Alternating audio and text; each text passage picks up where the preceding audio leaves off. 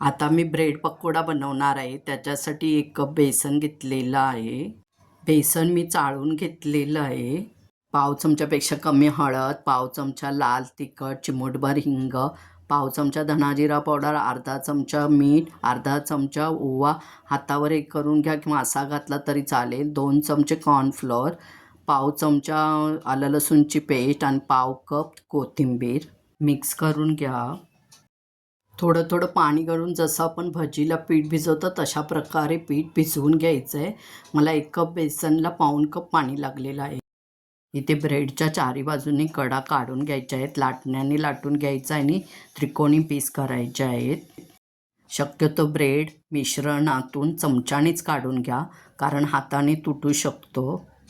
Fast gas करून तेल छान तापवून घ्या. नंतर फ्लेम मीडियम करून दोन्ही बाजूने 1-1 मिनिट छान तळून घ्यायचं आहे. अशा प्रकारे ब्रेड पकोडा तयार आहे खाण्यासाठी. करून बघा, छान होतो.